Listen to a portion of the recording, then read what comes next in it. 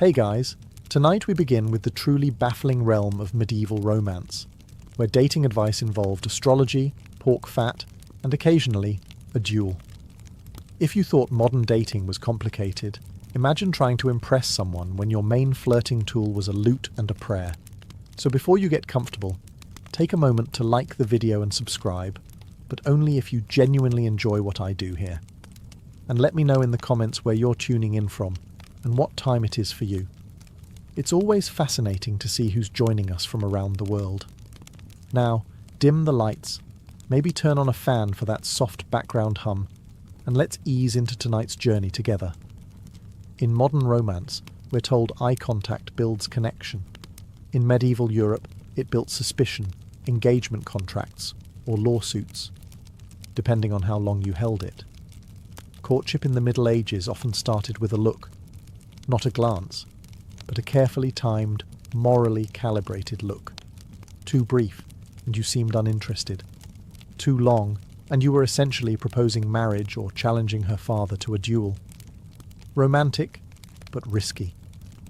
Manuals of courtly love advised that men gaze softly yet sincerely, a phrase that sounds like something from a 14th century perfume ad.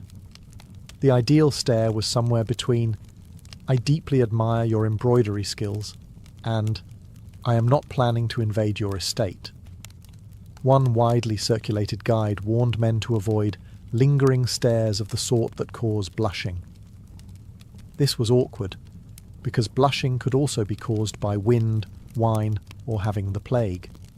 Still, if the lady turned pink, the man was expected to immediately look away, cross himself, and possibly flee the region. The church wasn't thrilled about any of this. They believed excessive gazing opened the soul to temptation, and probably gout.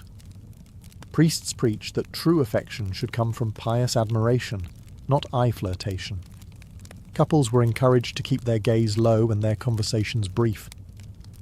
And if someone accidentally locked eyes in church, that was a full-blown scandal. They might as well have shared a tent. For noble women, eye contact was a battlefield. A woman of status was trained to maintain the courtly look, expressionless, distant, and vaguely bored. A wandering glance could imply flirtation, witchcraft, or indigestion, all equally dangerous. And yet, despite all this, people still locked eyes across banquet halls and muddy market squares. Lovers wrote poems about stolen glances that lasted half a heartbeat. Troubadours sang ballads about eyes that pierced the soul, which is poetic for looked at me for slightly longer than social norms allowed. In the Middle Ages, there was no such thing as deodorant, unless you count raw panic, rosemary, or a good stiff breeze. But that didn't stop people from trying to smell appealing. In fact, some dating advice straight up insisted that your romantic success hinged on whether or not you reeked of thyme. Herbs were the medieval answer to both hygiene and seduction. If you wanted to impress a potential partner, you didn't reach for cologne, you reached for your garden, or your apothecary, or if desperate, your soup pot.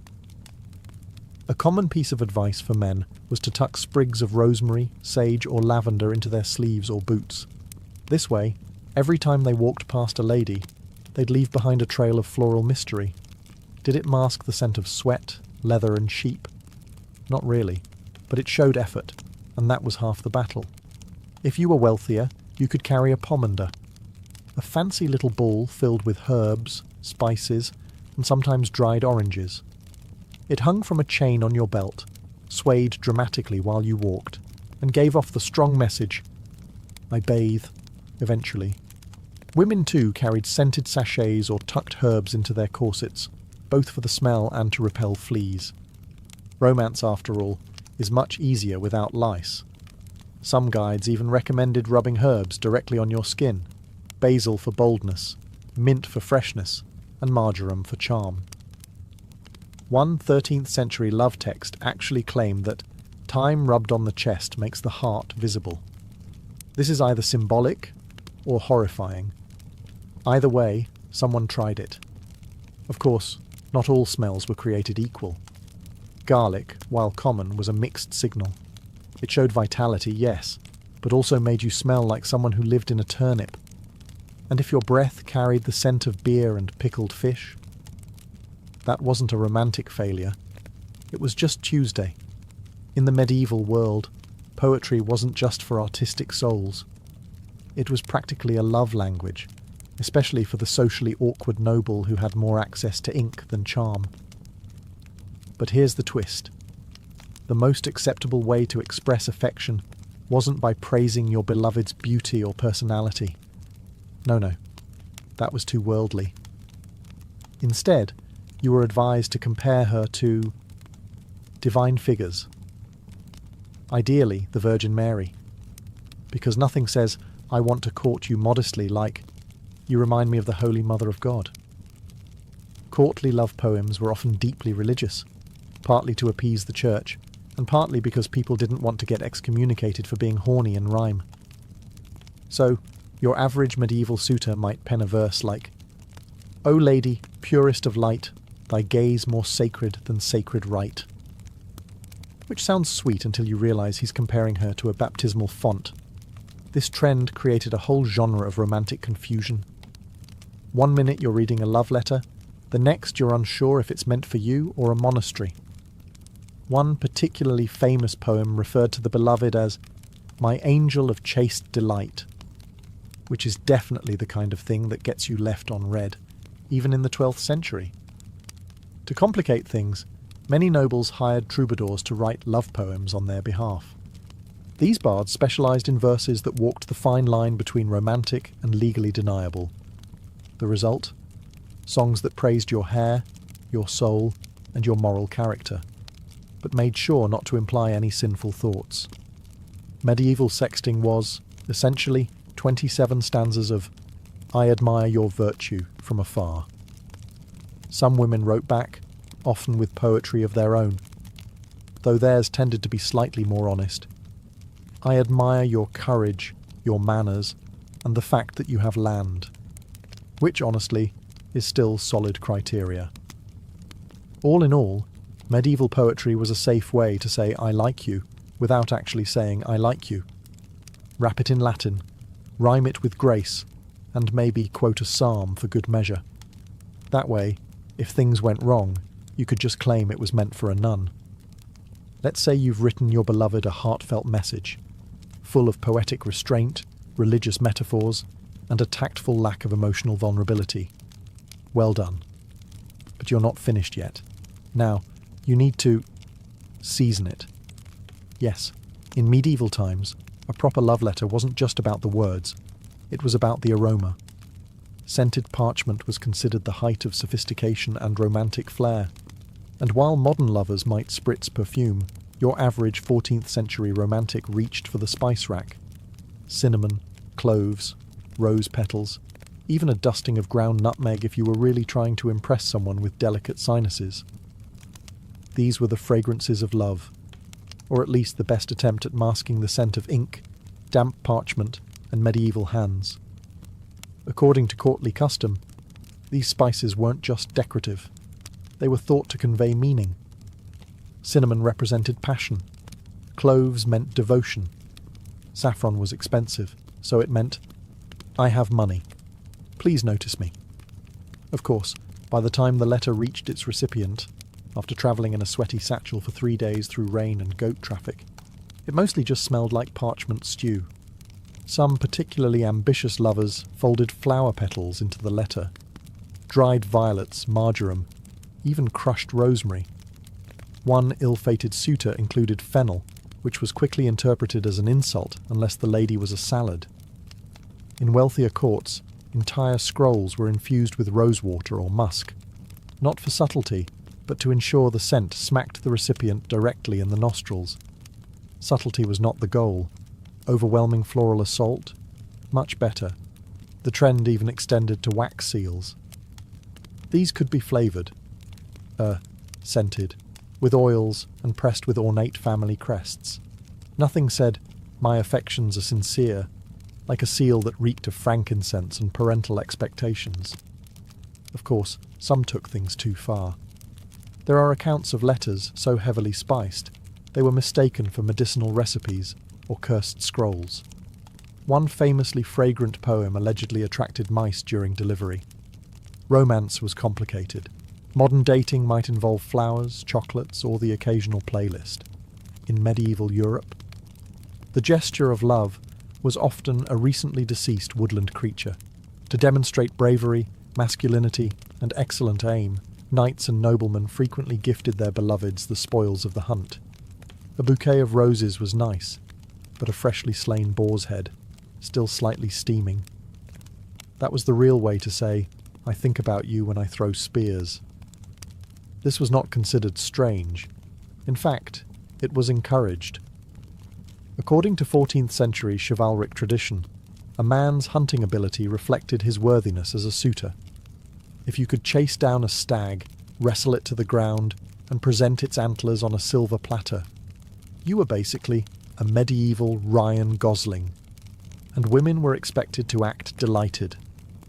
A lady receiving a skinned rabbit or a basket of doves would respond with polite enthusiasm, or at least a well-practiced gasp of admiration, even if she was internally wondering where to store her third hair of the week. Some of these animal tokens were symbolic. A swan, for instance, represented purity and grace, assuming it hadn't bitten anyone during capture.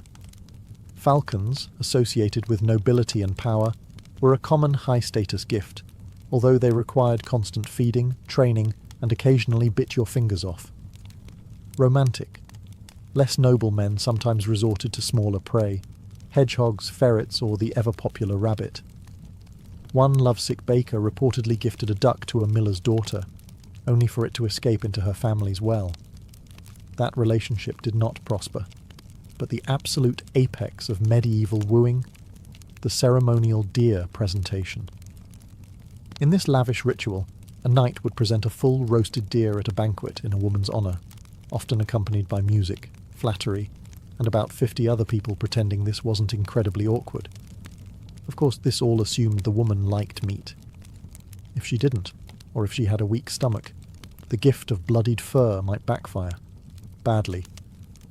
Still, in a world without dating apps or casual coffee shops, a dead animal wrapped in ribbon said one thing very clearly. I braved the forest, I risked infection, and I thought of you the entire time. In medieval courtship, open flattery was a minefield. Telling a woman she was beautiful, too forward. Commenting on her lips, scandalous. Mentioning her hair, risky.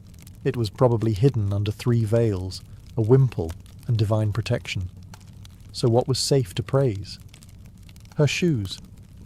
Yes, in a world where flirtation could lead to excommunication, telling someone they had well-formed footwear was basically the medieval version of shooting your shot.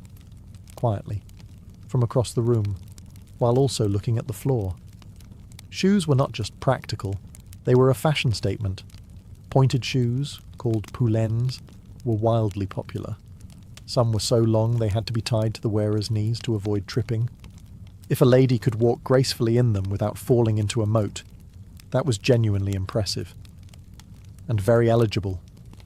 Complimenting her shoes allowed a man to appear respectful, observant, and not immediately interested in sin. In fact, there's recorded advice from a 13th century etiquette book suggesting, when first you greet a lady, comment upon her garment or her step, but let not your eyes wander above the ankle, lest you bring shame. Translation: play it safe, flatter her hemline. It also worked in reverse. Women might mention a man's boots, especially if they were made of expensive leather, imported from Florence, or didn't smell like dead badger. That last one was rare. Of course, this praise was just a coded gesture. Complimenting a lady's shoes often meant, I've noticed you. I think you're elegant. Please interpret this subtle signal before my father arranges my marriage to someone I've never met. And if she responded with a smile, a nod, or, heaven forbid, a compliment in return, that was basically a proposal.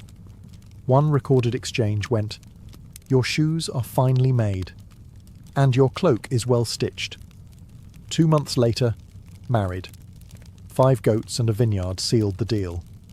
So yes, In the tangled social rituals of medieval love, sometimes the safest, sweetest, and weirdest way to say, "I like you," was to say, "Your shoes appear extremely competent."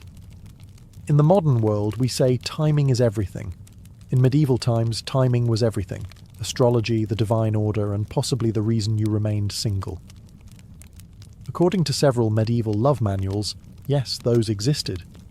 The ideal moment to confess your feelings wasn't when the moment feels right, but rather when the moon is in the proper phase and Mercury isn't sulking.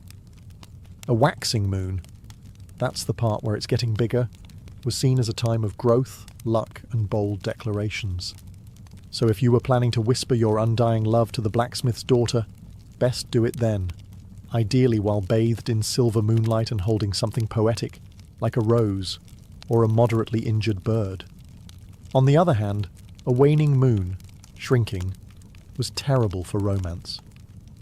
Anything started during a waning moon was believed to diminish with time, including relationships, friendships, and poorly timed soup. If you confessed during a waning moon and got rejected, well, astrologers would nod solemnly and say, "Yes, obviously." Some went even deeper. Avoid the full moon if you're overly emotional, and steer clear of eclipses, unless you want your proposal followed by crop failure or public embarrassment. One 14th century monk, who probably hadn't dated in decades, warned that confessing love under a new moon would invite misfortune, tooth rot, and spiritual confusion. So, naturally, someone tried it anyway. He was later bitten by a goose. Coincidence? Medieval minds said no. This belief wasn't limited to peasants. Nobles consulted court astrologers before sending love letters, arranging betrothals, or even flirting across a banquet table. There are recorded cases of lords delaying marriages for more favourable planetary alignments, which is the 1300s equivalent of ghosting via star chart. Of course, some saw the moon as a convenient excuse. "I do like you, Beatrix, but Saturn is currently in retrograde, and my heart must obey the cosmos." Still, in a world of uncertain hygiene, political alliances, and wild boar attacks, maybe checking the sky before saying, "I love you," wasn't so strange. Love, in medieval times, wasn't always left up to fate. Sometimes, it was left up to concoctions made by herbalists, witches, or your grandmother's slightly odd friend who kept dried frogs in her pantry. Enter the love potion, the medieval answer to awkward flirting, romantic rejection, and the eternal question, what if I could just make them like me, with soup? These brews were rarely subtle. One popular recipe called for honey, basil, and powdered deer heart, because nothing says romance like organ dust. Other variations included ingredients like rose petals, cinnamon, wine, and occasionally something alarming like ashes of burned hair. You had to be really in love to stir that into a drink. Some potions were meant to be ingested, others were dabbed onto clothing, a few were buried under thresholds or hidden inside baked goods, which is fine, until your crush bites into what tastes like rosemary and regret. It gets weirder. There are recipes involving graveyard dirt, boiled fingernails, and even the fat of a black cat. No actual cats, please. Medieval people had some wild ideas. One 12th century charm recommended whispering a chant over a piece of bread at sunrise, then feeding it to your beloved without telling them, which, to be clear, is how you get cursed today. Oddly enough, these love potions weren't just folk magic. They were taken quite seriously. Courts sometimes prosecuted potion makers for bewitching nobility. You could barely walk through a marketplace without sparking a minor scuffle over your ankle ribbon. Some women tried to diffuse tension by claiming poor eyesight. Oh no, I was looking at the cabbage cart, not that squire's jawline. To be fair, not all duels were over love.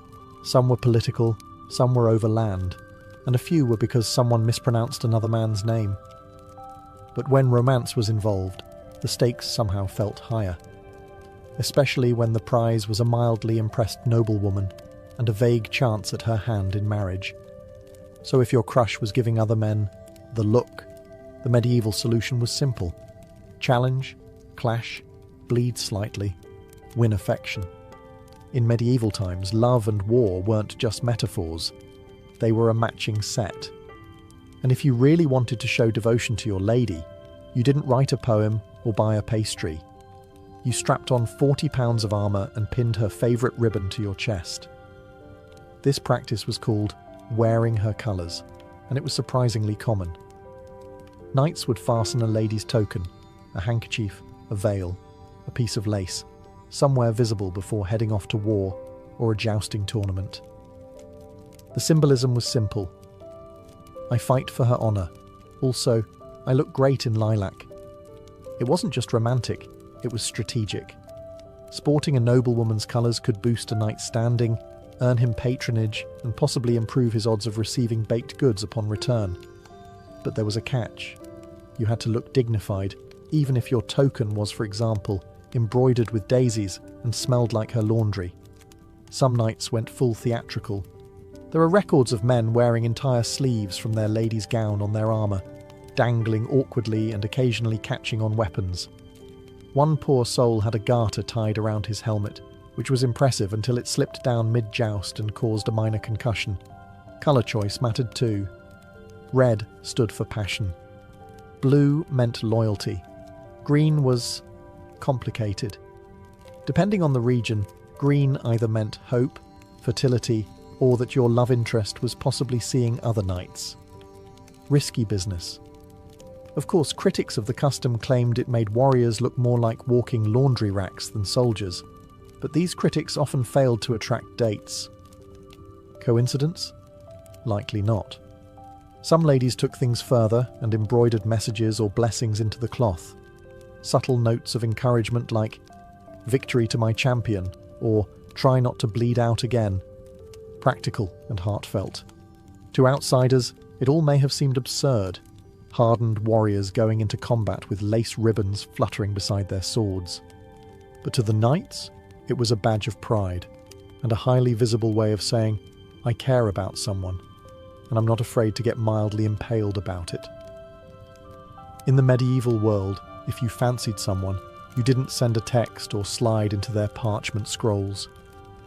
No, you stood outside their window at night and sang loudly, hoping they were awake, and that their father wasn't a light sleeper.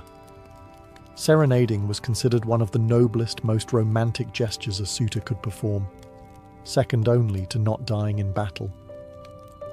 A well-executed ballad could melt hearts, win favour, and possibly earn you an awkward smile the next time she passed you at church. The key word here is well-executed. Most medieval suitors were not professional musicians. They had lutes, yes, those awkward pear-shaped instruments that always looked like they were tuned by accident, but little idea how to use them. And medieval music didn't exactly have a pop chorus. It was more chant-based. So what did these poor souls sing? Love poems about lilies, stars, and eternal devotion. Sometimes in Latin, to sound impressive. Sometimes in French, to sound expensive. Occasionally in a regional dialect that sounded like they were choking on bread. One documented case involves a baker's son in Rouen who attempted a moonlit serenade with a borrowed mandolin. His voice cracked on the second verse. His instrument broke on the third. Ladies, for their part, were meant to listen quietly, maybe peek through the shutters, and definitely not laugh out loud, even if the performance sounded like a dying goat in distress. Politeness dictated they drop a token of encouragement, a ribbon, a flower, or in some cases, a polite cough. And yes, sometimes it worked. A half-decent melody at midnight could win hearts. Other times, it won you a bucket of chamber pot water dumped from above, a traditional form of romantic feedback. Still, to the medieval mind, there was something heroic about singing your feelings into the night, even if your only audience was a startled owl and a very unimpressed cat. In an age without dating apps, moisturizers, or even basic dental plans, medieval singles turned to nature. And by nature, we mean their spice rack. Yes, one bizarre but popular piece of dating advice was this: rub herbs on your face. The logic? Smell good, look glowy, get married. Medieval love guides and herbals were surprisingly confident about this. Basil was said to rouse affection. Marjoram would soften the heart of a stubborn maiden. Rosemary, good for memory and flirtation. If you smelled like an herb garden, surely someone would want to marry you, or at least follow you around politely. Men were advised to crush herbs into a paste and smear it along their jawlines. Women often infused theirs into water and dabbed it across the cheeks and temples like some kind of 14th century toner. The results? Mixed. Very mixed. Imagine showing up to a feast with parsley oil running down your neck and thyme leaves stuck in your eyebrow. Charming, in theory. Alarming, in practice. Some guides got specific. A man should bathe his visage in mint at sunrise, that he may appear pleasing unto all who look upon him. Which is noble sounding, until you realise they probably meant literally bathing in mint, and that's assuming you had access to both mint and water, a luxury combination. The wealthy used herbal blends with rose water, saffron and sandalwood, less for seduction, more to smell like someone who didn't wrestle pigs for a living. The poor made do with garlic, onion, or whatever didn't attract rats. Romantic. Of course, rubbing basil on your cheeks didn't guarantee success, but it showed effort, and in a society where bathing was semi-annual, smelling like anything other than disappointment was already a good start. Interestingly, this practice led to entire industries. Apothecaries sold love salves made from secret recipes, red, mashed-up garden clippings, promising to make the user irresistible. Results may have varied. Side effects included sneezing and goat attraction. In a world where saying "I love you" outright could lead to scandal, a duel, or a very tense dinner with your father's overlord, medieval romantics turned to something safer and far more cryptic: flowers. Welcome to the botanical secret code of medieval courtship, where a single bloom could carry more emotional weight than an entire scroll of poetry, and also fewer spelling errors. The logic was simple. Each flower had a meaning. Red roses symbolized love, violets meant modesty, lilies represented purity, and lavender screamed, "I'd like to woo you, but let's not get excommunicated about it." Bouquets were composed like puzzles, a coded message wrapped in petals and social anxiety. Want to express desire but maintain plausible deniability? Send a mix of columbine, foolishness, and carnations, fascination. Want to apologize for accidentally flirting with her sister?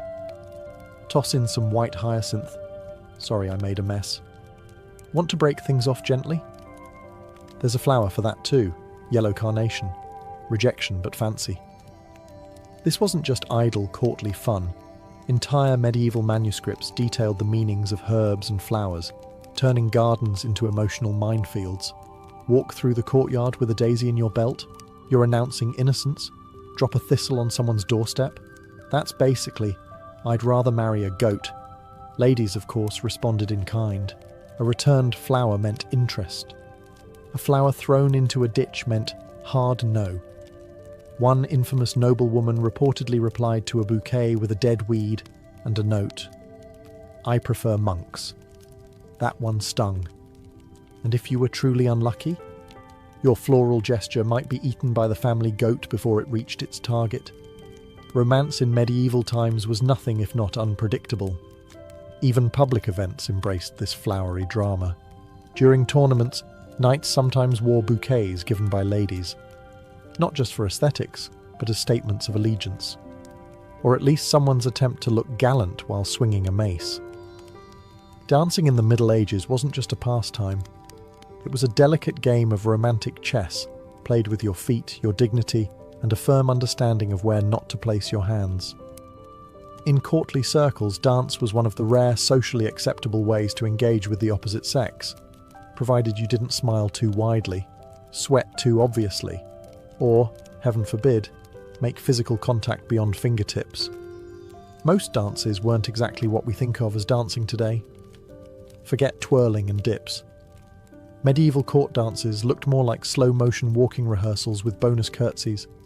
The bass dance, literally low dance, involved gliding slowly in coordinated lines. gazing politely, and silently screaming inside because you just brushed elbows. Still, it was thrilling. Touching fingertips during a partnered step was practically a marriage proposal. One extra spin, and suddenly your aunt was sewing your wedding tunic. Dancing was full of coded messages. A long gaze during a turn could say, "I admire you." A missed step might say, "I am unworthy of your affection." And stomping on her foot meant, well, probably that you'd never speak again. For the more outgoing, village dances offered slightly looser rules. The carol, a round dance accompanied by singing, was more relaxed, but still watched closely by chaperones with hawk-like instincts and absolutely no chill. Music came from live minstrels, bagpipes, or someone hitting a drum that may or may not have been a repurposed cooking pot. Dancers had to move in sync or risk public humiliation, mild injury, or stepping on a noblewoman's gown, a punishable offence in at least 3 provinces. Interestingly, some love guides actually suggested observing your partner's dancing style as a clue to their personality. Graceful and coordinated, a good match. Wild and unpredictable, passionate, flailing like a wounded goose. Perhaps not ready for commitment. You've written the poems, sung beneath her window, worn her colours, and managed not to get gored in a joust. Congratulations, you're almost there. There's just one final boss battle in medieval romance: her family. Winning a woman's heart in the Middle Ages was only half the war. The other half involved convincing her parents, especially her father, that you were sufficiently wealthy, marginally sane, not currently excommunicated. The process was rarely romantic. It involved dowries, land discussions, and a series of tense dinners where everyone pretended they weren't negotiating a small feudal alliance. Families wanted proof of stability. Do you have sheep? Do you have land? Do you have at least one working tooth? These were the medieval equivalents of, "Are you emotionally available?" The answer, often, was still no. Sometimes the woman's family demanded symbolic gifts, not just to show affection but to prove investment. A decent suitor might offer a bag of grain, a cloak, or a carved spoon. A wealthy one might bring horses, gold, or an entire pig. If you really wanted to impress, you brought multiple pigs and possibly a monk to explain your intentions. In towns and villages, things could be more informal, but not by much. A father might judge your worthiness by your handshake, your boots, or your ability to wrestle a neighbour over property lines. It wasn't a system built on nuance. Mothers were no easier. Some insisted on testing your character with riddles, church attendance, or your ability to sit through long meals without blinking. One record describes a mother who only approved suitors who could churn butter, efficient and selective. And even if the family liked you, there were still alliances to consider. Marriages weren't just unions of affection, they were mergers of assets. You weren't just asking for her hand, you were asking for partial control of her family's goat pasture, and they knew it. Still, if you passed their tests, if you proved brave, respectful, and moderately solvent, they might nod in approval. Just once. Maybe. And that nod? That was your green light. To a Viking, death was not the end of the road. It was simply the start of a far greater journey. Life on Earth, with all its battle cries, feast halls, and long voyages, was just a proving ground. What lay beyond was what truly mattered. And for the Norse, there were multiple destinations in the afterlife, depending on how you lived, and more importantly, how you died. If you died a warrior's death, blade in hand and courage in your heart, you had a chance to be chosen by the Valkyries. These mythical female beings, Odin's fierce servants, scoured battlefields and selected the bravest of the slain. Their reward? A place in Valhalla, Odin's own mead hall in Asgard. There, the dead warriors would train for Ragnarok, the final apocalyptic battle. By day, they fought one another in glorious combat. By night, they drank and feasted as if it were their last day on earth. Then, they did it all over again. But not all souls found themselves in Valhalla. Freya, the goddess of love and war, also claimed half of the battle-slain to dwell in her hall, Folkvanga.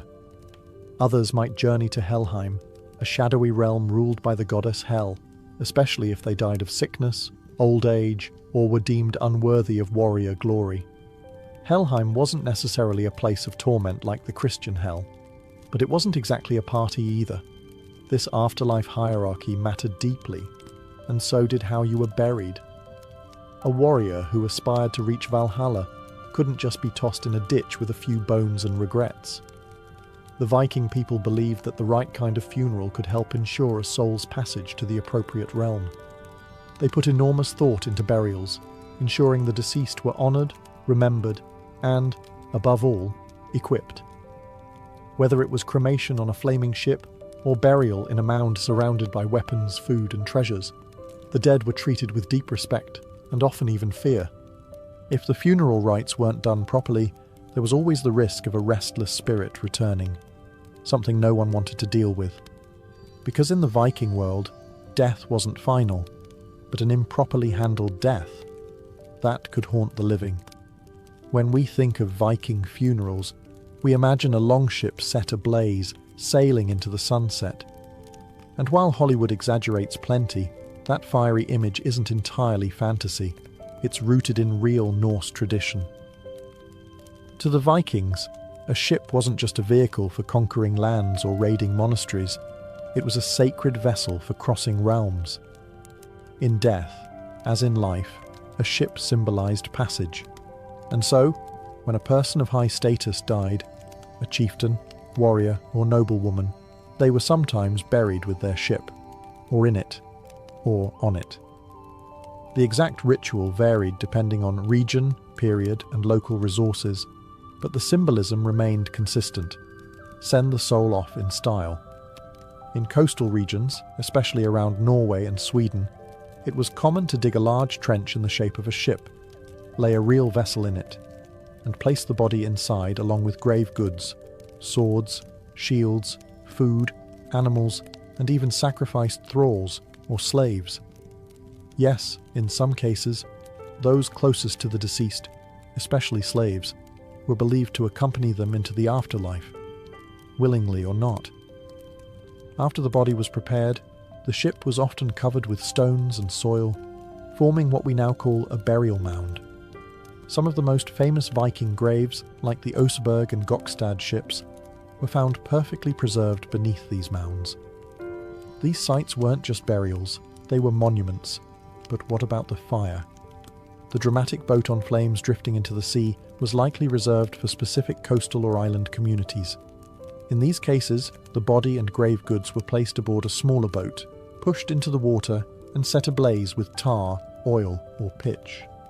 The fire served both symbolic and practical purposes.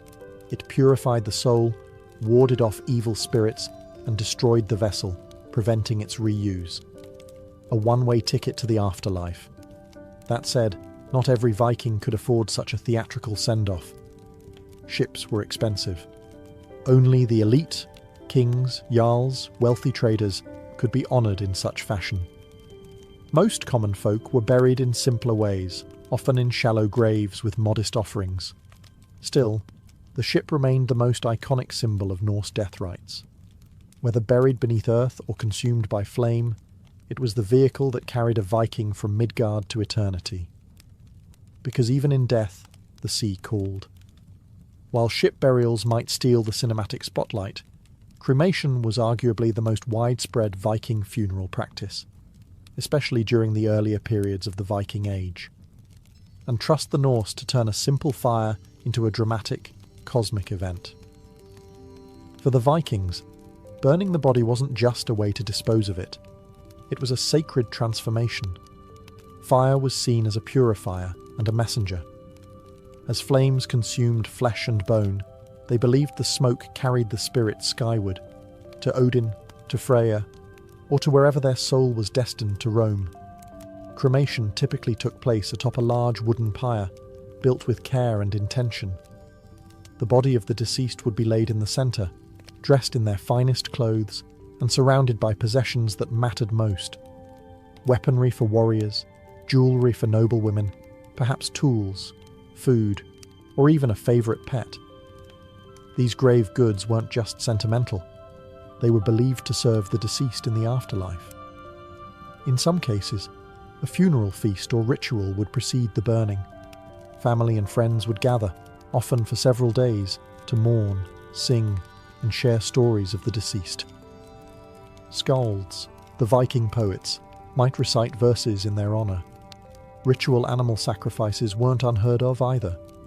Horses and dogs, animals of great symbolic value, were sometimes killed and added to the pyre to serve as companions in the afterlife. And yes, the fire was huge. It had to be.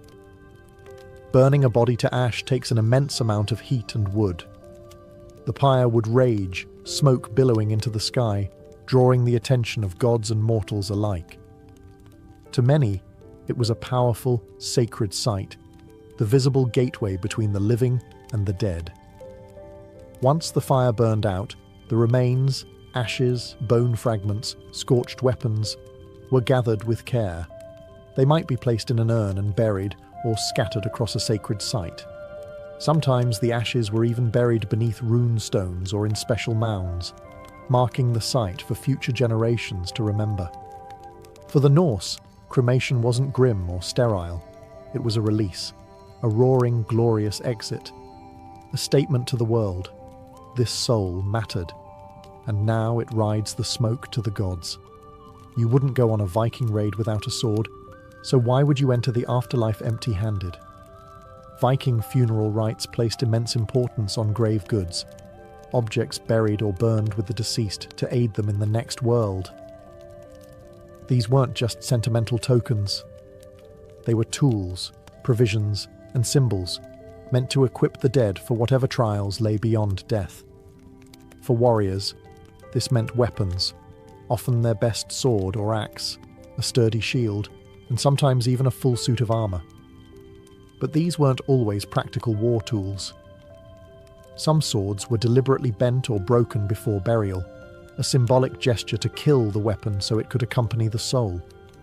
It also served a clever second purpose, discouraging grave robbers. Wealthier Vikings were buried with gold and silver, coins, drinking horns, and even imported luxury items like silk or Frankish jewellery. Women might be interred with intricate brooches, keys, symbols of household authority, looms or other items related to domestic life. Children were often buried with toys or small animals. But let's not forget the, larger accessories. Horses, dogs, falcons, even entire boats might be included. And in particularly high-status burials, human sacrifices were not unheard of. Slaves or servants, often drugged or ritually killed, were believed to accompany their masters into the afterlife to serve them there too. It's a grim reminder that in Viking society, status clung to you even in death. Yet not all grave goods were purely functional. Some were symbolic. A broken comb might represent cleanliness, a fishing hook survival, a hammer for Thor's protection. The choices were deliberate, spiritual, and often very personal. Interestingly, these customs varied by region. In Sweden, for example, elaborate boat graves with rich goods were more common, while in Iceland, burial was often simpler due to scarce resources. Some Norse settlements blended local traditions, like mixing pagan grave goods with early Christian symbols as conversion crept in. Grave goods weren't just about the dead. They told the living a story of who someone was, what they valued, how they died, and how they were remembered. To a Viking, a well-packed grave wasn't a morbid ritual. It was a final rite of respect, a statement of worth, and maybe even a passport to Valhalla. A Viking funeral wasn't a quick goodbye. It was an event, a grand, often multi-day affair steeped in ceremony, symbolism, and the kind of theatrical flair that only Norse culture could pull off. After all, if your death was supposed to be the start of an epic journey, your send-off needed to match. The ceremonies began with preparation. The body of the deceased would be washed and dressed in their finest clothing, sometimes with a mask or makeup applied to preserve their appearance. This task typically fell to women in the community, who were seen as spiritual caretakers of life and death alike. These women might be professional mourners or priestesses, known as vulvas, who wielded ritual authority. Then came the gathering. Family, friends, warriors, and sometimes entire villages would come together to honour the dead. In wealthier funerals, guests might travel long distances to attend. These were deeply communal moments, equal parts mourning and celebration. Think of it as a solemn wake with a touch of competitive drinking. One of the most powerful figures in the ritual was the sacrificer, a priest or chieftain who conducted the rites. This could include blood offerings, sometimes animal, sometimes human. Horses and dogs were commonly sacrificed to accompany the deceased into the next life. In rare elite cases, slaves were given intoxicants, strangled or stabbed, and laid beside their master as a final act of loyalty or domination. Music and poetry were essential. Skalds would chant the deeds of the dead, recounting their exploits in battle, their travels, and their generosity. These verses didn't just entertain, they elevated the deceased, solidifying their legacy among the living, and perhaps even the gods. Then came the climax, the burial itself. Whether cremation, ship burial, or mound interment, the ceremony reached its emotional peak here. As flames rose or soil fell, mourners might shout farewells, offer final toasts, or place last-minute items into the grave, coins, amulets, or tokens of affection. And after the burial, the funeral feast. Meat, mead, and merriment weren't just indulgent, they were spiritual. Sharing a meal honoured the dead and reaffirmed bonds among the living. Life continued, but memory remained. These rituals did more than bury the body. They helped process grief, legitimize heirs, and preserve the social order. A Viking funeral was less about death and more about legacy. If there's one detail about Viking funerals that tends to raise eyebrows, and sometimes stomachs, it's this: human sacrifice was real. And while it wasn't part of every funeral, when it did happen, it made a lasting impression, both historically and spiritually. In Norse cosmology, the afterlife was a continuation of the life you led in Midgard. So, if a powerful chieftain or warlord had servants, guards, or concubines while living, it made sense, at least to the Vikings, that he'd want them in the next world as well. Only, of course, those companions had to get there the hard way. The most detailed account of such a rite comes from Ibn Fadlan, a 10th century Arab diplomat who witnessed a Viking funeral on the Volga River. He described in grim detail the ritual killing of a female slave, called the Angel of Death in his account, who volunteered, or was chosen, to join her master in the afterlife. The process was neither quick nor merciful. After days of preparation, intoxication, ritual sex, and ceremonial parading, she was strangled and stabbed before being laid beside the deceased in a burning ship. Disturbing, absolutely. But to the Vikings, it was a sacred duty, perhaps even an honour. Dying to serve your master in the afterlife was seen, at least by some, as a form of loyalty and spiritual elevation. But let's be clear, it was also a brutally patriarchal practice rooted in power dynamics and control. Not all sacrifices were human. Animals, especially horses, dogs, and sometimes oxen, were far more commonly killed to accompany the dead. These creatures symbolized strength, status, and companionship. Their presence in the grave served both spiritual and social purposes. Over time, especially as Christianity spread through the Norse world, the practice of human sacrifice faded. Christian clerics were horrified by these rites, and local kings, eager to align with European powers, began outlawing them. By the 11th century, most Viking territories had abandoned the practice. Still, these sacrifices remain one of the most haunting aspects of Viking funerals, a reminder that Norse culture, for all its poetry and heroism, also embraced some very dark rituals in the name of legacy and honour. In death, the Viking elite didn't just take their treasures, they took people, whether willing or not. If Viking funerals were designed to impress both gods and mortals, then the burial mound was the ultimate mic drop.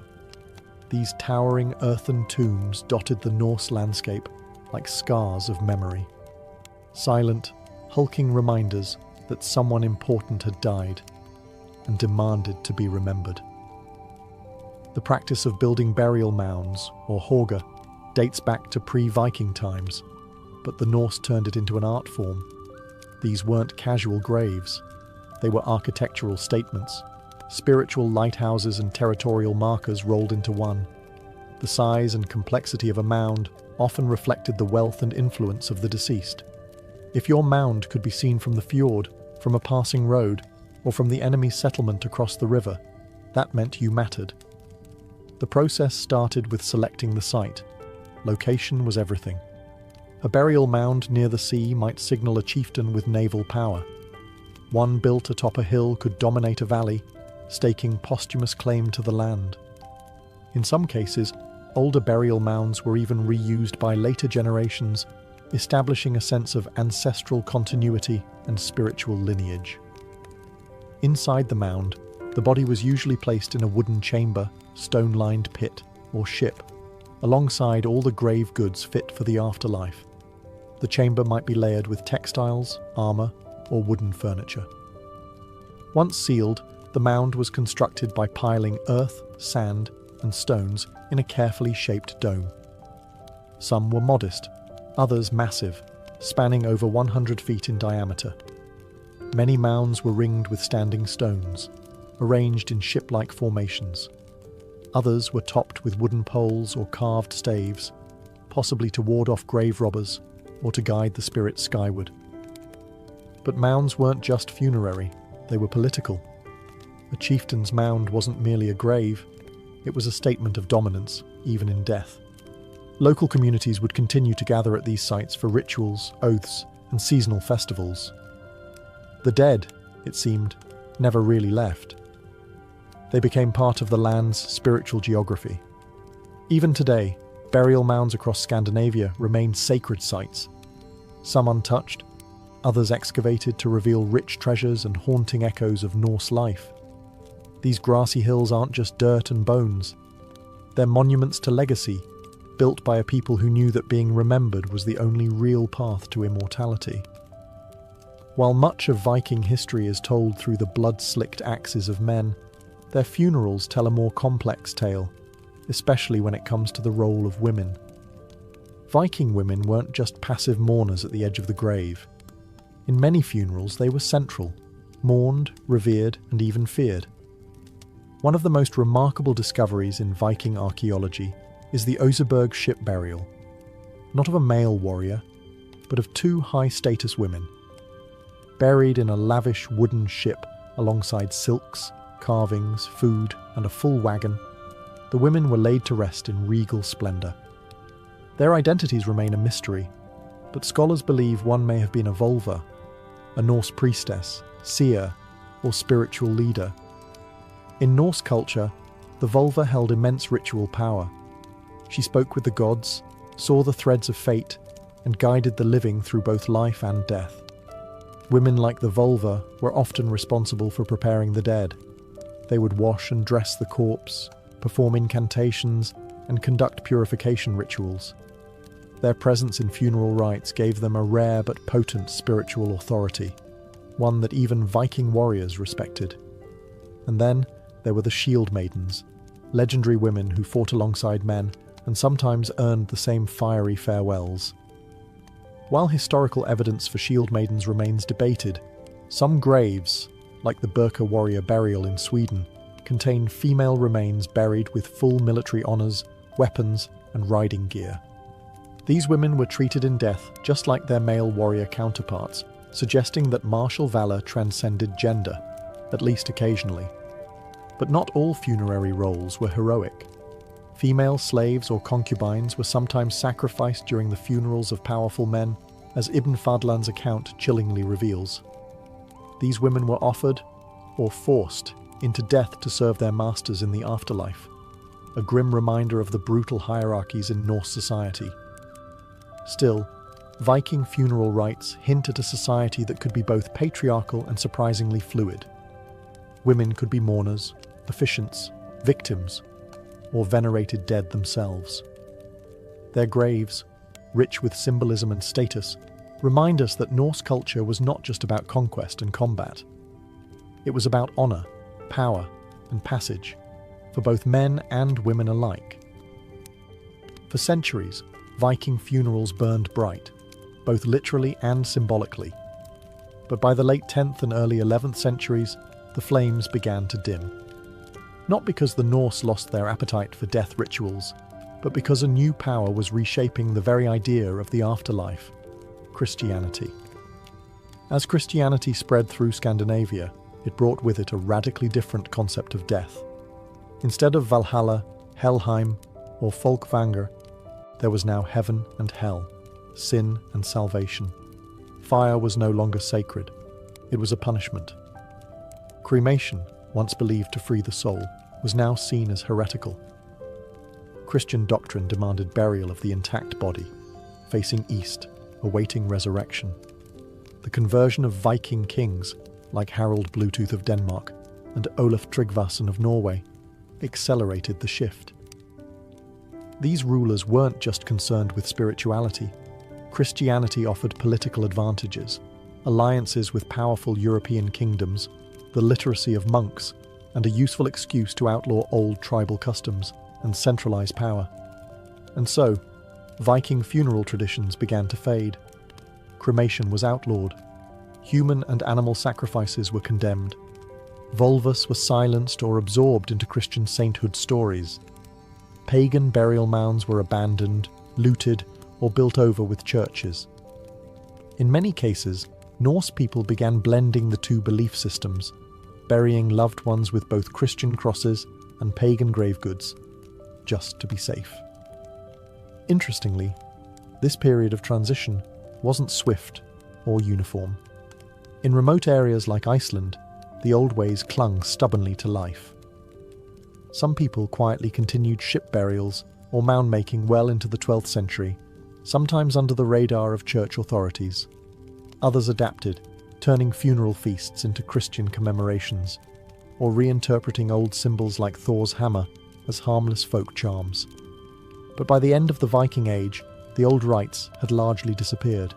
No more burning ships, no more sacrificial smoke rising to Odin.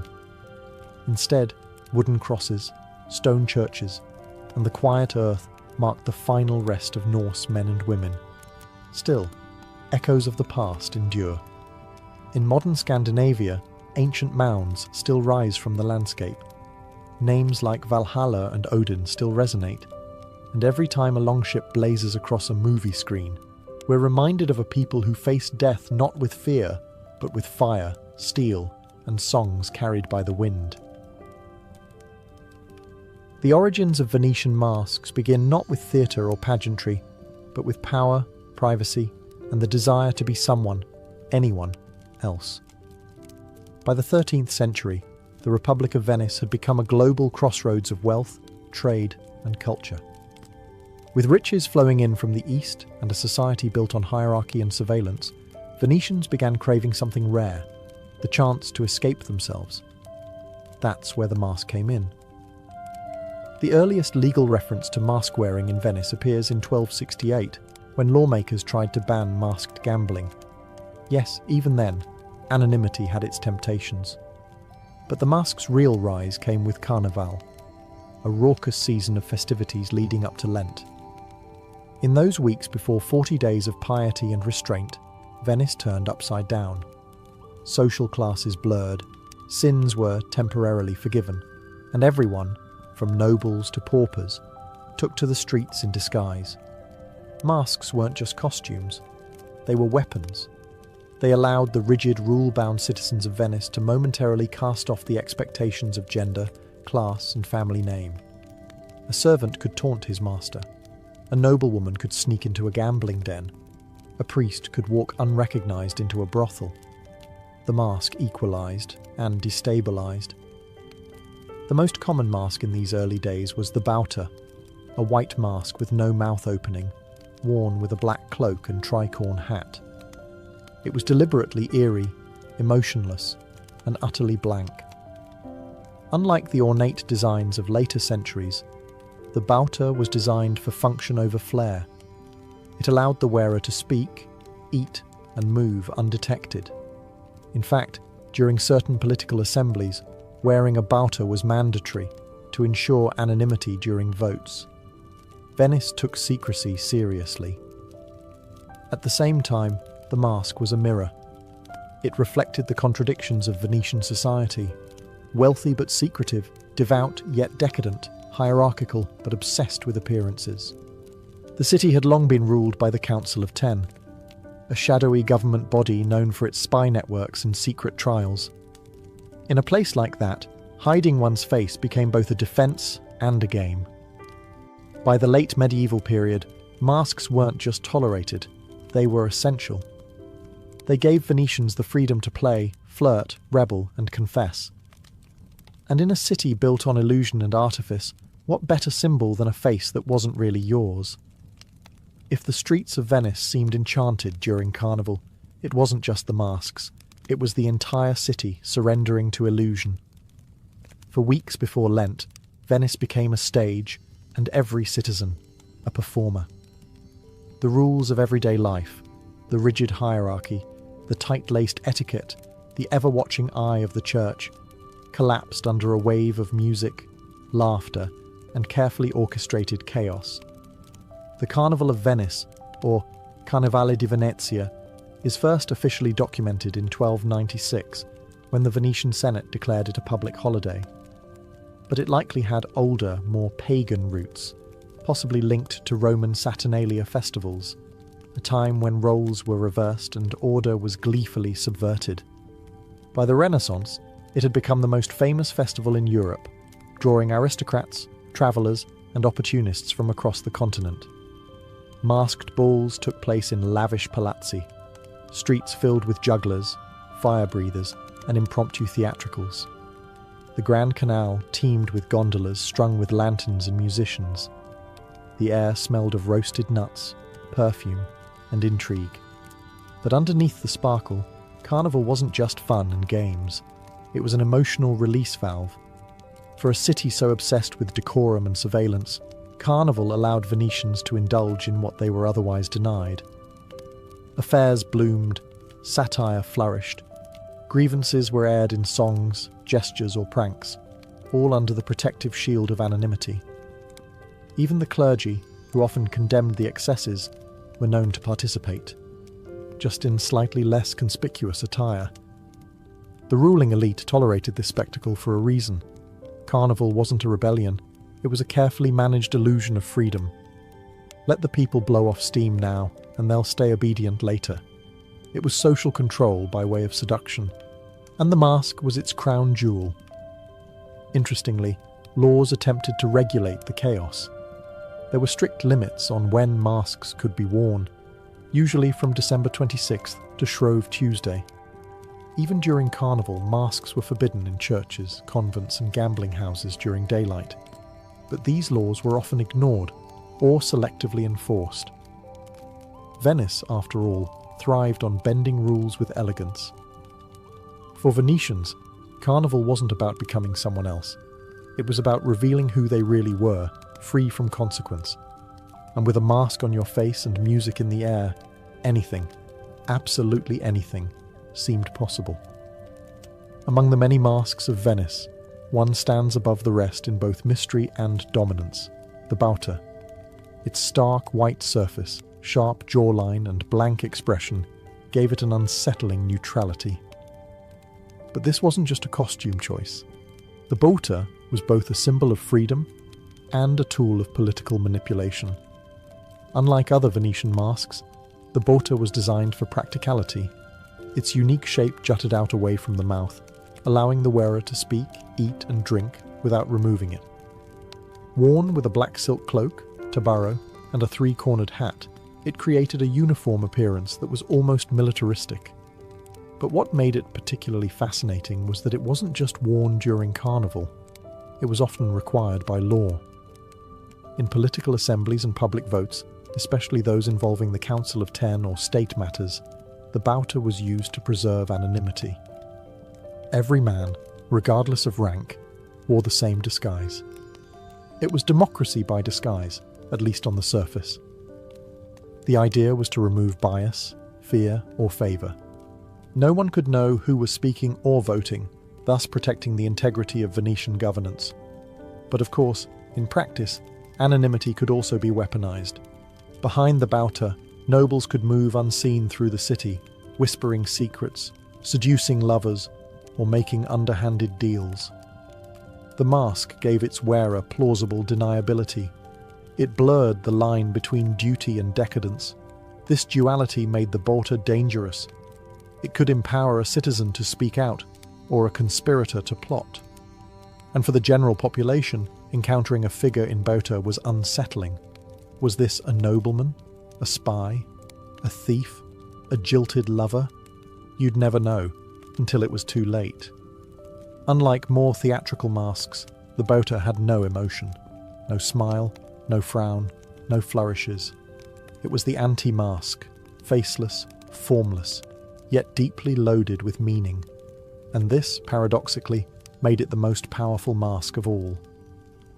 In time, the bauta became emblematic of Venice itself, elegant, mysterious, and quietly menacing.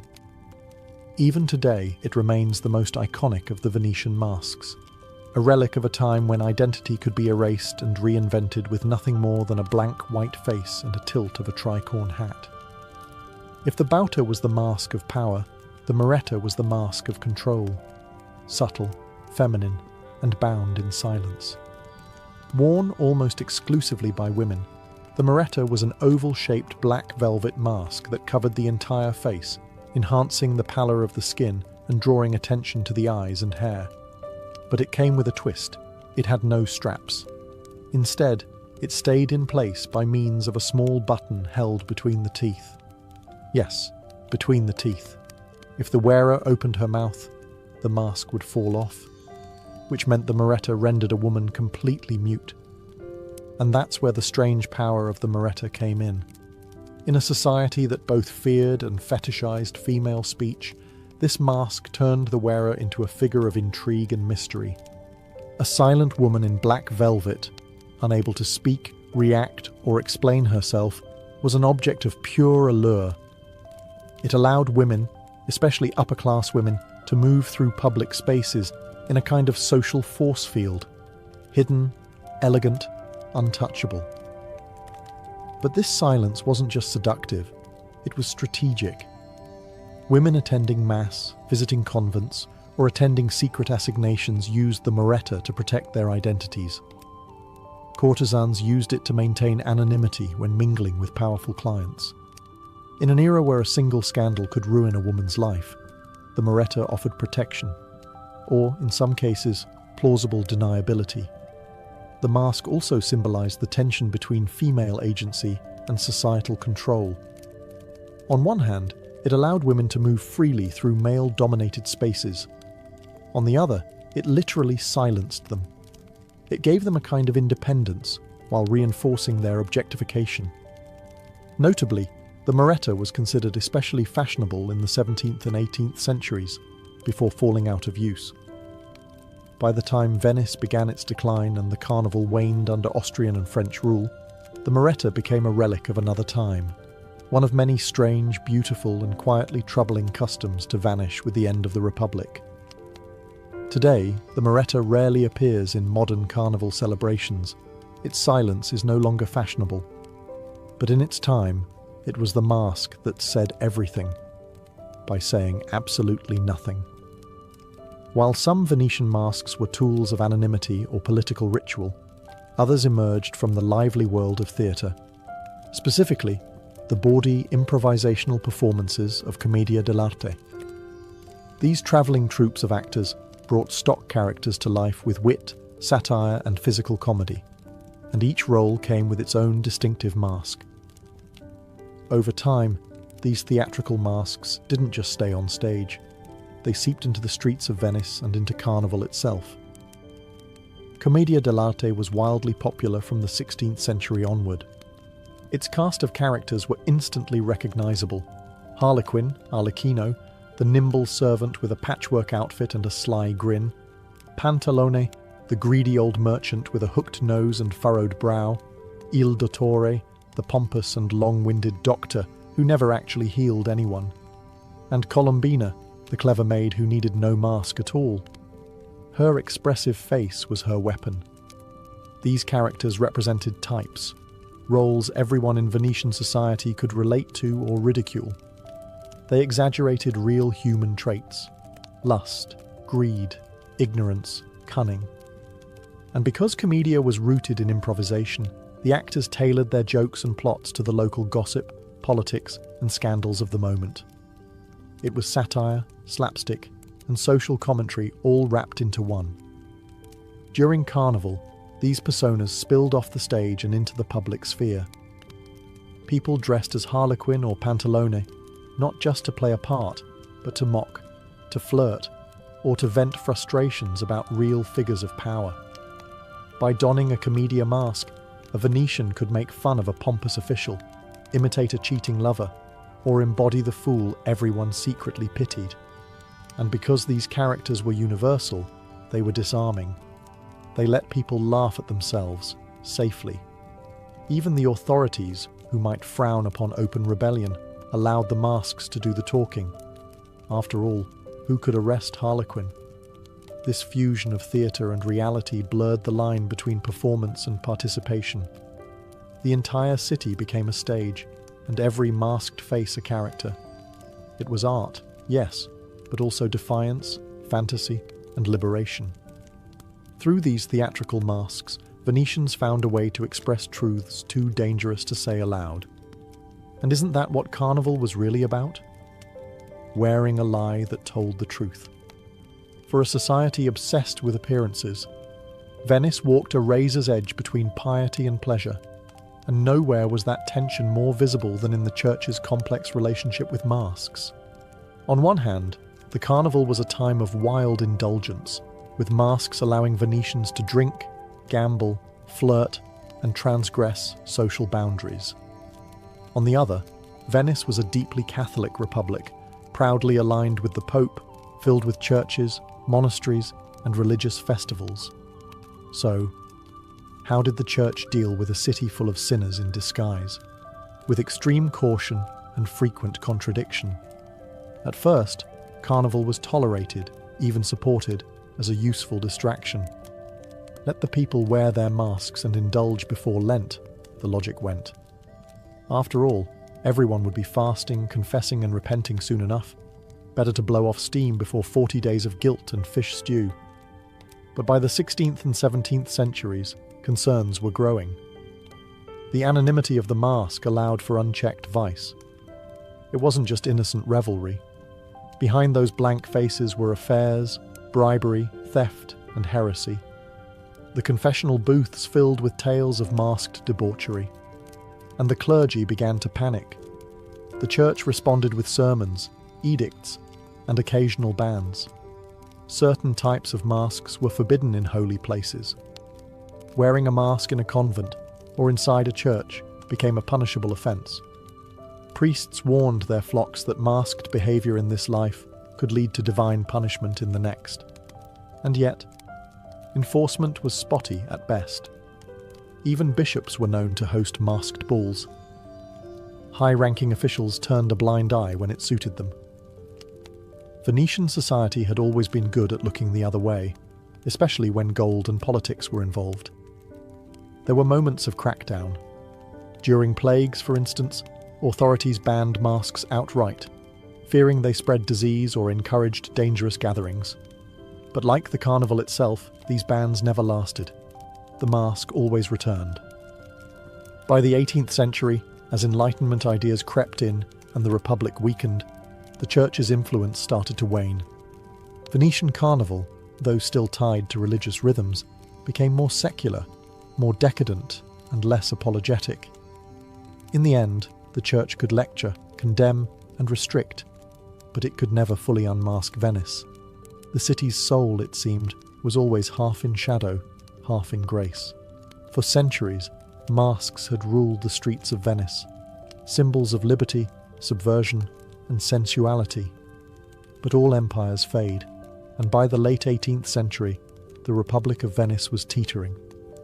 The masks that once dazzled Europe now faced their most powerful enemy yet, Napoleon Bonaparte. In 1797, after over a millennium of independence, Venice fell to Napoleon's armies. The French occupation marked not just a political collapse, but a cultural one. The Serenissima, the most serene republic, was dissolved. Its symbols, ceremonies, and secrets were dismantled with military precision, and one of the first casualties was the carnival. Napoleon and his successors saw carnival as a threat. To them, masks were tools of rebellion, disorder, and vice, dangerous in a city already known for political intrigue. What the Venetians saw as play, the occupiers saw as peril. So they banned carnival entirely. Masks, once worn by every class and creed, were suddenly illegal except for official events and theatre. Overnight, the vibrant chaos of Venetian identity gave way to surveillance and silence. The streets, once filled with music, laughter, and cloaked figures, now echoed with boots and bureaucracy. Mask makers, mascherieri, who once formed one of Venice's proudest guilds, were driven into obscurity. Some shifted to producing theatre props, others simply vanished. It was more than a costume ban. It was the end of a way of life. For centuries, masks had allowed Venetians to critique their leaders, cross social lines, and indulge in a second, secret self.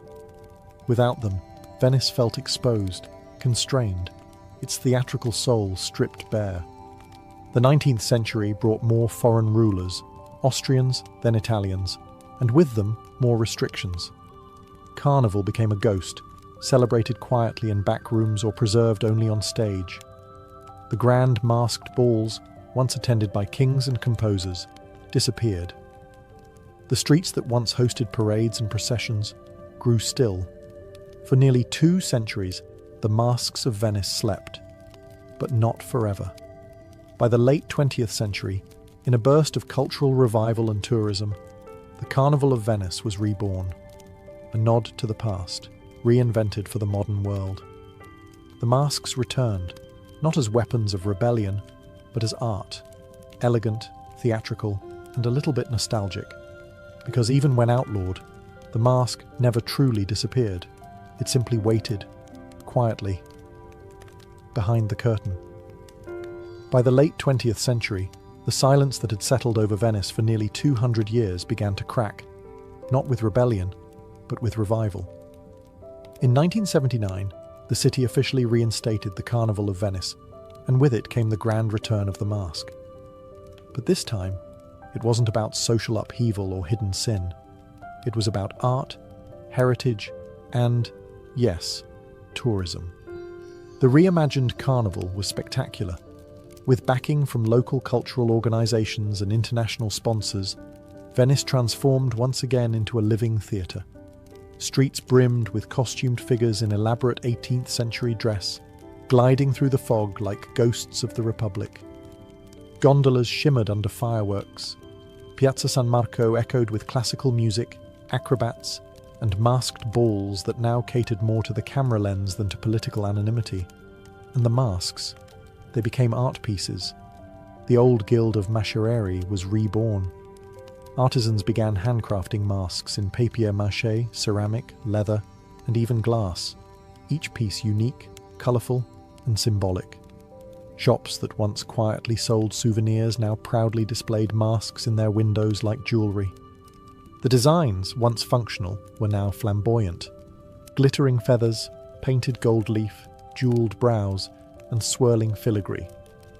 Modern favourites include the dramatic volto, a full-faced mask reminiscent of the bauta, but often more ornate. The ever-popular colombina, a half-mask worn by women, often feathered or gilded. And fantasy creations that borrow from animals, mythology, or surrealism. The Commedia dell'arte characters also returned. Harlequin, Pantalone, and Il Dottore now paraded for photos, not satire. Of course, something was different. The carnival of the 1980s and beyond was not the dangerous, unpredictable masquerade of the old Republic. The new carnival was safe, curated, and monetized. It was a festival of memory, a reenactment rather than a ritual. Foreign visitors far outnumbered Venetians. Costumes were rented, events ticketed, and the once secretive masks now posted proudly on Instagram. Still, the magic persisted. For a few weeks each year, Venice remembered how to be someone else, how to walk in silence beneath a mask, to see without being seen. Even in the age of smartphones and street vendors, that old Venetian spell, mystery wrapped in elegance, still worked. The carnival didn't come back the same, but like Venice itself, it adapted, endured, and shimmered once more. Why did the people of Venice, for centuries, choose to hide behind masks? What made a culture so devoted to appearances also fall so deeply in love with anonymity? At its core, the Venetian mask is about something profoundly human, the desire to escape one's assigned identity. In a world ruled by birth, class, gender, and obligation, the mask was liberation. Behind it, a merchant could become a rogue, a nun could flirt, a noble could confess weakness, a man could become a woman could become myth. The mask didn't erase your face, it gave you a new one. In this way, masks weren't just fabric and plaster. They were psychological devices, letting people explore hidden selves, express forbidden desires, and challenge oppressive norms. They blurred the line between actor and audience, between performance and personhood. And in Venice, a city built on water, illusion, and shifting reflections, that kind of transformation made perfect sense. Even today, the magic of the mask lingers. Whether in carnival or cosplay, Halloween or masquerade balls, the act of hiding the face still holds power. We slip into new roles. We say things we wouldn't otherwise say. We feel braver, freer, bolder.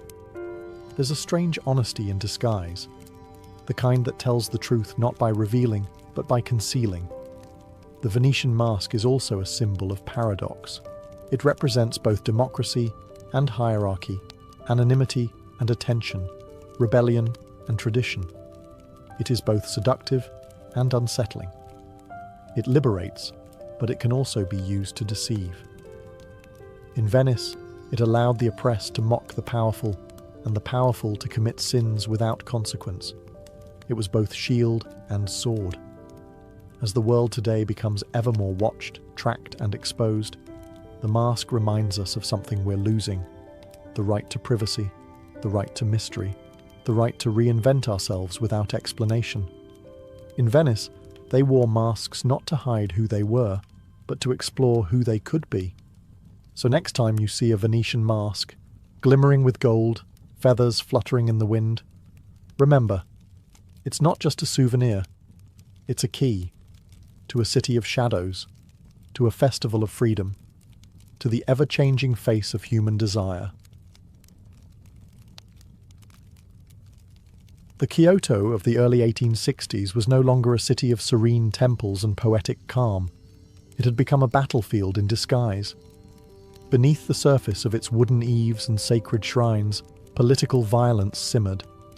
Assassins roamed freely, bodies turned up in rivers, and every street corner echoed with whispers of revolution. The root of the chaos was simple: Japan was splitting in two. After more than 2 centuries of peace under the Tokugawa shogunate, foreign powers, especially America, Britain, and France, had forced open Japan's borders. Gunboats had shattered the illusion of isolation. In response, nationalist movements began rallying around a central idea: Sono Joy, meaning revere the emperor, expel the barbarians. But these weren't just slogans, they were battle cries. Pro-imperial samurai from domains like Choshu and Satsuma began infiltrating Kyoto, seeing the city as the symbolic heart of Japan. Their goal? Undermine the shogunate's grip, and reassert imperial power.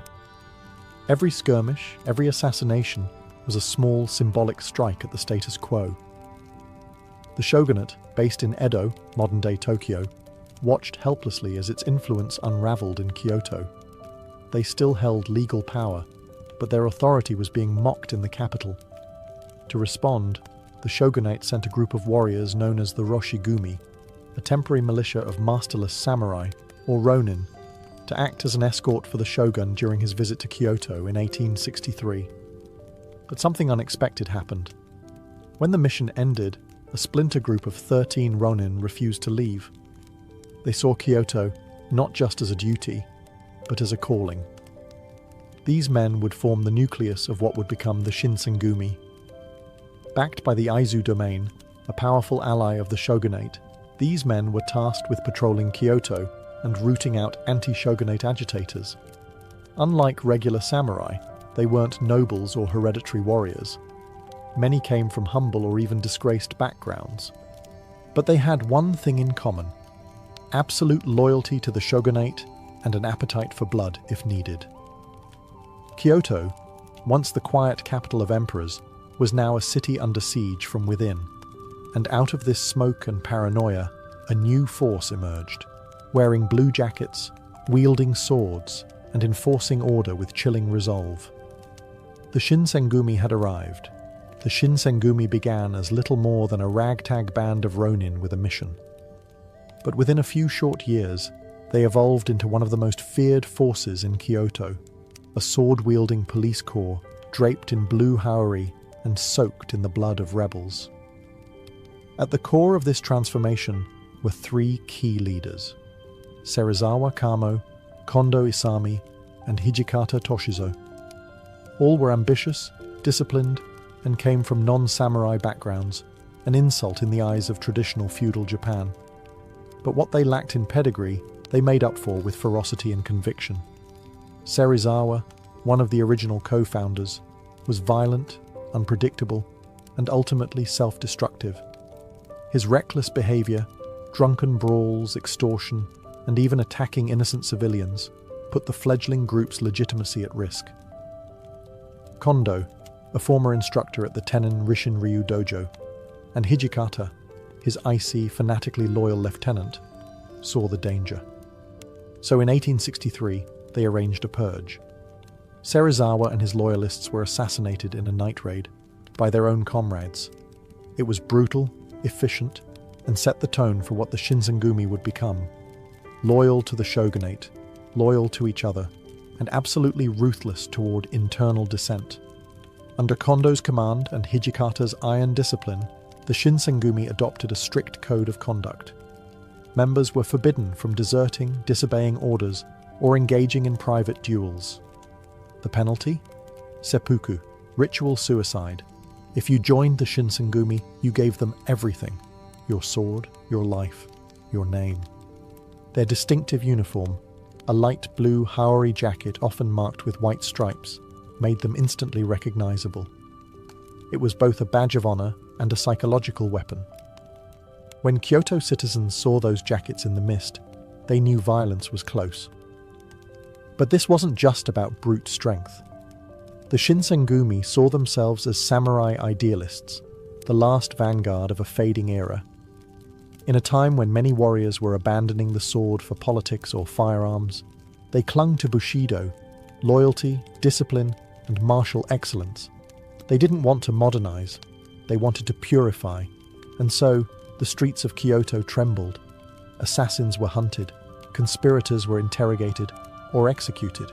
The Shinsengumi weren't just enforcing order, they were reshaping it, one sword stroke at a time. If there was a moment that catapulted the Shinsengumi from obscure street enforcers to legendary defenders of the shogunate, it was the Ikadaya incident of 1864. On a humid summer night in July, amid the paper lanterns and wooden corridors of central Kyoto, the Shinsengumi changed the fate of Japan's twilight era.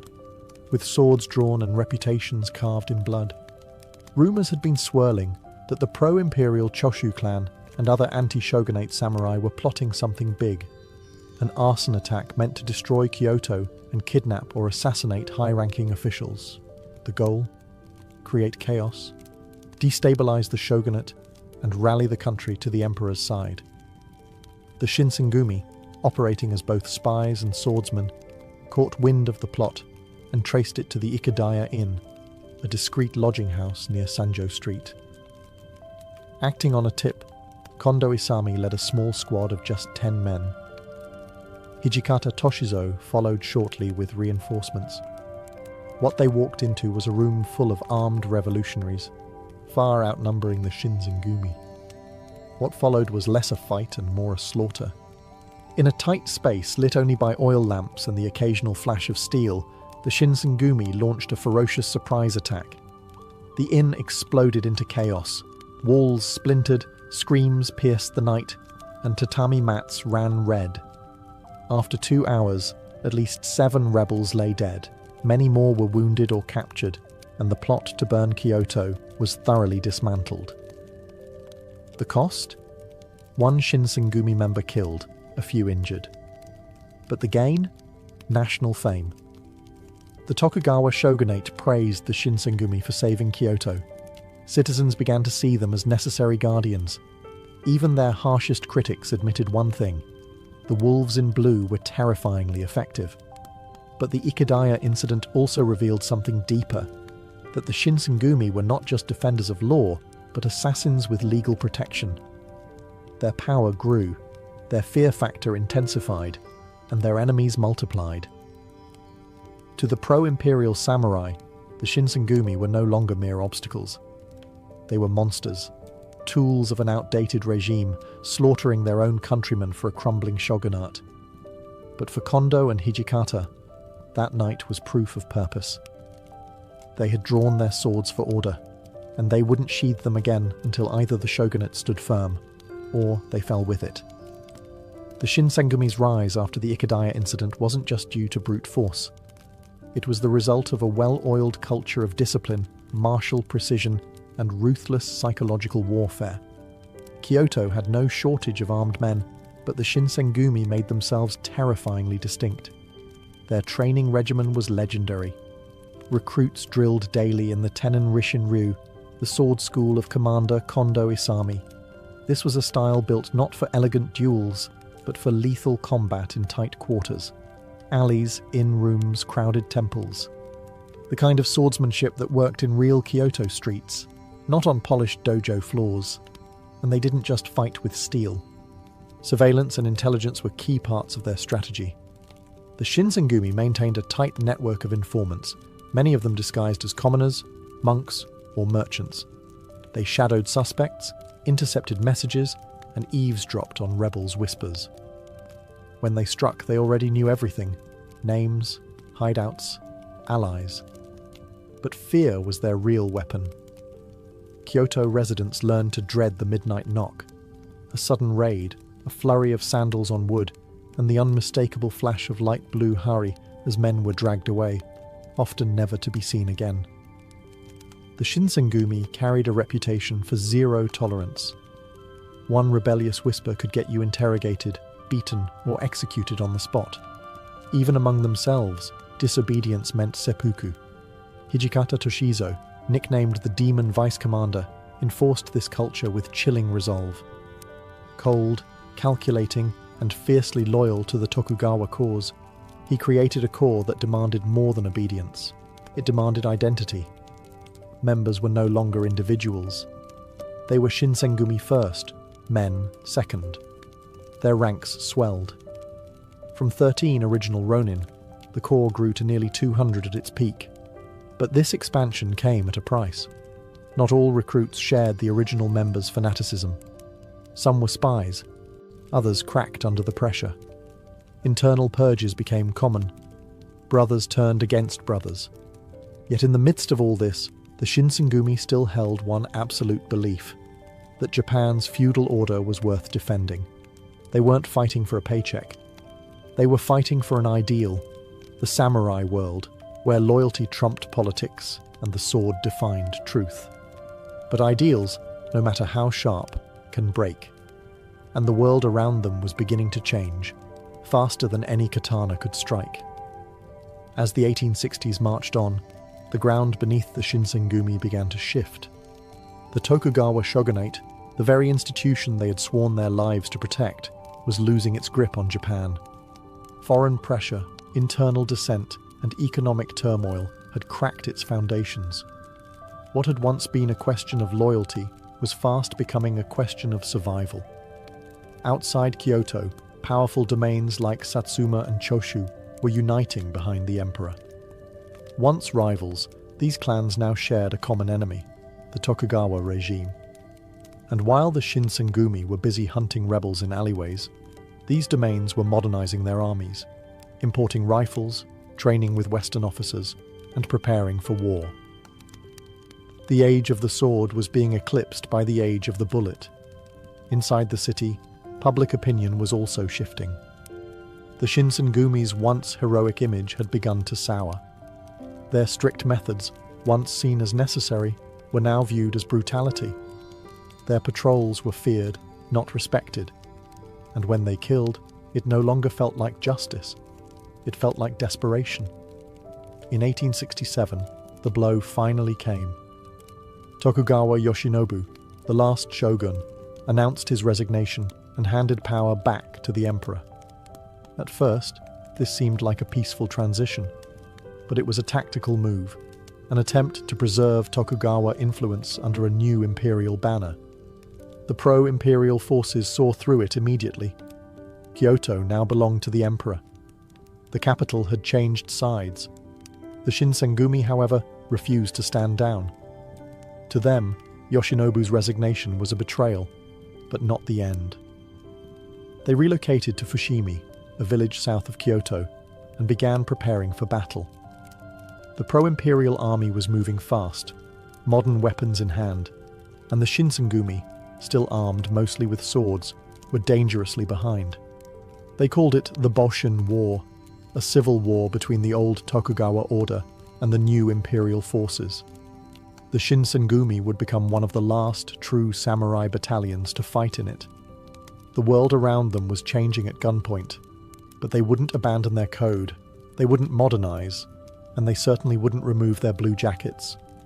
Instead, they sharpened their blades and marched toward history's final battlefield.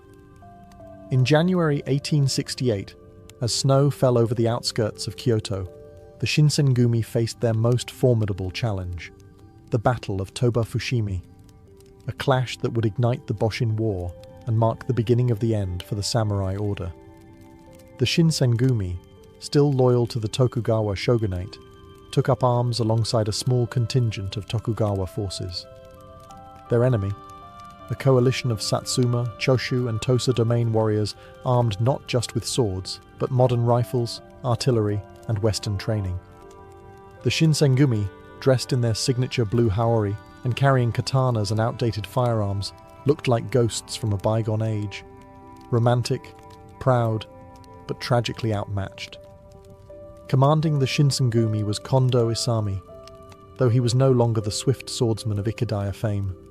Age, injury and responsibility had slowed him. His trusted lieutenant, Hijikata Toshizo, remained as fierce as ever, but even he couldn't ignore the imbalance in firepower. The clash began with volleys of gunfire and cannon blasts, technology that rendered swordsmanship nearly useless. Despite this, the Shinsengumi charged with classic samurai courage. They cut down enemy riflemen in close quarters. They defended their lines with discipline and defiance. But it wasn't enough. The imperial forces flew a golden banner representing the emperor, and many Tokugawa troops, demoralized and confused, refused to fire on it. Some surrendered. Others fled. The Shinsengumi did neither. They fought until their lines were broken, then retreated in a haze of blood and smoke. Casualties were heavy. Spirits were shattered. The days of tight street raids in Kyoto were gone. This was war on a new scale, a modern war, and the Shinsengumi were already relics. The defeat at Toba Fushimi was more than a military loss. It was a symbolic death knell for the old Japan. The imperial court officially declared the Tokugawa as enemies of the throne. Suddenly, the samurai protectors of Kyoto had become outlaws. But even as their world collapsed, the Shinsengumi refused to disband. they fled south, regrouped, and made one final vow. They would continue fighting, not for victory, but for honor. If they couldn't win the war, they would at least die as warriors. The last wolves of the shogunate were not ready to vanish, not yet. After the crushing defeat at Toba-Fushimi, the Shinsengumi were no longer defenders of Kyoto, they were fugitives. Their beloved city, once patrolled with sword in hand and law on their lips, now belonged to the emperor. The blue jackets that once commanded fear now marked them for death. But retreat did not mean surrender. Led by the unyielding Hijikata Toshizo, the remaining Shinsengumi regrouped and joined the Tokugawa remnants fleeing north. Kondo Isami, wounded and demoralized, still clung to leadership, though the toll of war had worn him thin. Together, they reorganized under the Koyo Chinbutai, a rebranded unit meant to bring calm to the east. Though in truth, they were chasing a ghost of power that no longer existed. They moved from province to province, chased by imperial forces and haunted by the knowledge that their world was ending. As more Tokugawa loyalists surrendered or defected, the Shinsengumi hardened. They would not trade their swords for pardons. They would not kneel. In April 1868, while attempting to join with allies in Edo, Kondo was captured by imperial forces. Despite using an alias, his identity was uncovered. The punishment was swift: execution by beheading. His head was displayed publicly in Kyoto, a grim warning to any who still clung to the old ways. His death was a devastating blow. Kondo had been the Shinsengumi's father figure, the face of loyalty. But Hijikata did not weep. He sharpened his blade and kept moving north. As the imperial army pushed further, Hijikata and his dwindling band joined the last Tokugawa resistance, the Republic of Eizo, a short-lived breakaway government established in Hokkaido by loyalist remnants. There, the Shinsengumi hoped to make a final stand. It was a bleak, wind-swept place at the edge of the world, but it was still Japan, and they would defend it as long as breath remained. Their numbers were small, their supplies were thin, but Hijikata's will was iron. Even in defeat, he believed their sacrifice would be remembered, not as rebellion, but as fidelity to a dying code. They were no longer a police force, no longer protectors of Kyoto. Now, they were ghosts, wandering northward through snow and sorrow, chasing an honor that had already begun to vanish with the cherry blossoms. By 1869, the Shinsengumi had followed the crumbling Tokugawa dream as far north as they could go, Hokkaido, then still called Ezo. This frozen frontier, wild and underdeveloped, became the final refuge for the shogunate's last loyalists. There, a desperate attempt was made to preserve their vision of Japan in the form of the Republic of Eizo, the first and only republic in Japanese history, led by the ex-naval officer Enomoto Takeyaki. Hijikata Toshizo, now the de facto leader of the Shinsengumi, served as vice-commander of the defense forces. He was no longer the shadowy enforcer of Kyoto's alleys. He was a general, organizing troops, strategizing defense lines, and preparing for what he surely knew was a doomed last stand. By now, the Shinsengumi were but a fragment of their former selves, fewer than 100 men, exhausted and scarred. Yet Hijikata's presence kept them alive. He rode in uniform, sword at his side, leading from the front. It wasn't victory he sought anymore. It was a death worthy of remembrance. The Imperial Army, modernized and well-equipped, launched a full assault on Hokkaido. They captured stronghold after stronghold, pushing the last samurai forces toward Hakodate, the final bastion. There, amid cannon fire and the cold northern sea, Hijikata made his stand. On June 20th, 1869, during a skirmish near the fort of Ippongi, Hijikata was struck by enemy fire, a bullet to the lower back. He was 34 years old. The demon vice-commander, who had survived purges, civil war and revolution, died not in a blaze of sword-to-sword glory, but by gunshot, a fitting end for a man out of time. His body was never recovered. Some say it was buried secretly by loyal comrades. Others believe he was cremated to avoid desecration. But his final letter, written shortly before the battle, contained no bitterness, only pride, and a single request: that his legacy be remembered. With Hijikata's death, the Shinsengumi effectively ceased to exist.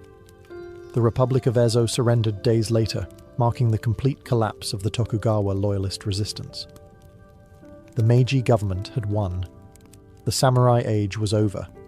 But in the snow and silence of Hakodate, the ghost of Hijikata remained. He had lost the war, but kept his code, and in doing so, he became immortal. Though the Shinsengumi were ultimately defeated and disbanded, their legacy lived on far beyond the battlefield.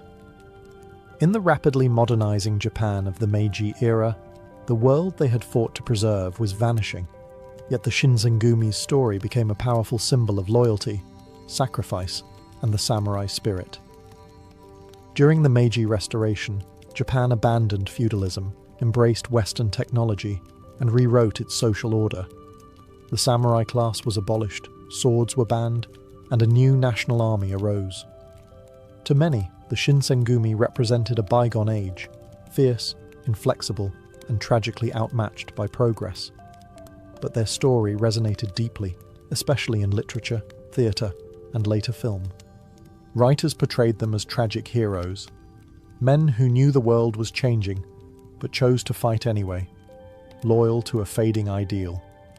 Their strict code of conduct, willingness to sacrifice everything, and intense brotherhood captured imaginations. Among the most celebrated figures were Hijikata Toshizo, the demon vice commander, whose iron will defined the group's character; Kondo Isami, the honorable leader executed with dignity; and Okita Soji, the youthful sword prodigy whose skill became legendary despite his illness. Today, the Shinsengumi have become a cultural icon in Japan and beyond. Their blue haori, distinctive swords, and stories of fierce loyalty appear in manga, anime, and movies. Historical reenactments and museums in Kyoto and Tokyo celebrate their memory, drawing visitors fascinated by their dramatic history. More than nostalgia, the Shinsengumi's legacy is a reminder of the tension between tradition and change.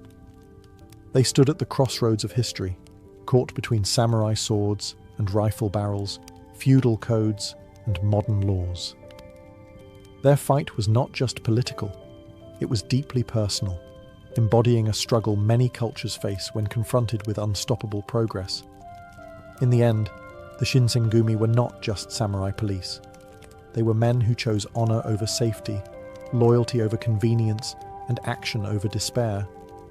In a world hurtling toward the future, they became symbols of a fading past and the eternal human desire to stand firm even as everything falls away.